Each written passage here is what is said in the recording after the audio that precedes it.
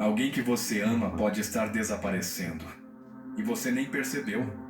Não porque morreu, mas porque sumiu, em silêncio, das redes sociais. Parou de postar, de responder, de aparecer. E como ninguém viu nada, ninguém perguntou. Hoje, desaparecer é fácil. Basta não atualizar o status. Você pode estar sofrendo, chorando, pedindo socorro em silêncio, mas se não tiver uma foto, um texto, um story, é como se não existisse. Essa é a era em que a ausência virou invisibilidade. Se você não compartilha, você não conta. Se não posta, não importa. Se não mostra, não vive. É cruel, mas é real. E o mais perverso disso tudo é que o silêncio agora causa mais desconfiança do que o excesso. Uma pessoa que some da internet é rapidamente rotulada. Arrogante, fria, estranha, deslocada, depressiva, problemática. Mas e se essa pessoa só estivesse tentando recuperar a própria sanidade? Tem gente que parou de postar porque estava perdendo a si mesma. Porque já não sabia mais onde acabava a vida real e começava o palco. Gente que cansou de ser personagem da própria existência. E aí vem a pergunta que quase ninguém tem coragem de fazer. Por que estamos tão assustados com quem prefere viver em silêncio? Neste vídeo, você não vai ouvir mais do mesmo. Vamos abrir a caixa preta de um comportamento cada vez mais comum, mas ainda mal compreendido. O das pessoas que não publicam mais nada.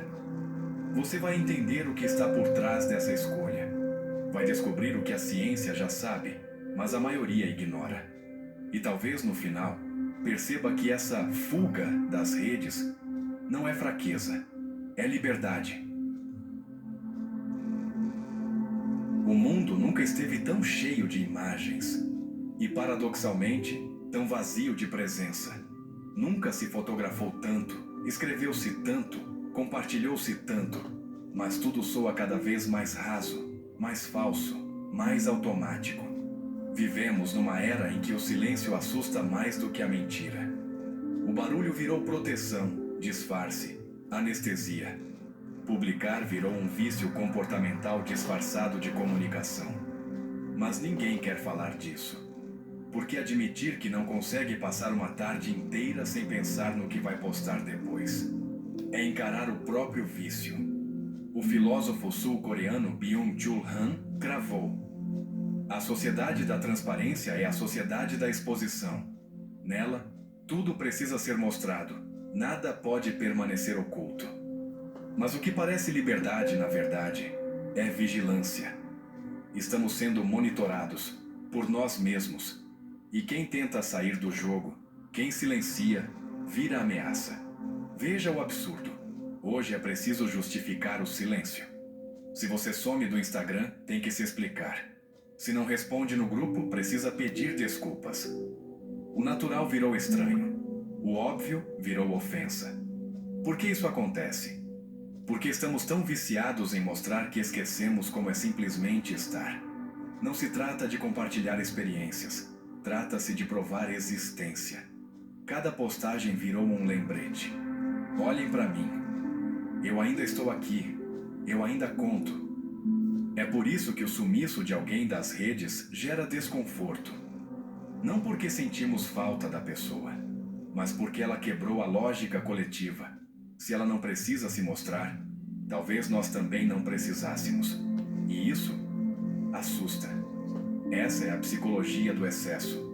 Quanto mais você posta, menos você se pertence. A psicóloga Sherry Turkle, em Alone Together, mostra como a presença digital está corroendo a intimidade real. Segundo ela, quanto mais conectados estamos, menos tempo passamos sozinhos com nossos pensamentos.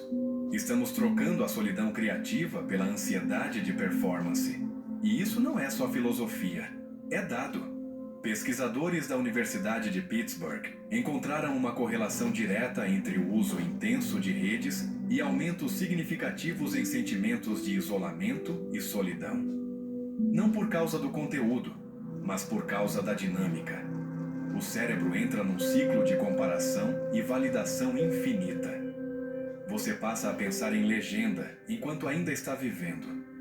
Você vê o nascer do sol e já calcula o engajamento da foto. Você não está mais lá. Você está fora, planejando a versão postável daquele momento. A vida virou rascunho de story. E enquanto isso, quem decide não jogar esse jogo se torna invisível. Mas e se o problema nunca fosse o silêncio? E se o problema fosse o excesso de ruído? E se quem se cala não está fugindo, mas só está cansado de fingir? O mundo está cheio de pessoas dizendo muito e sentindo pouco.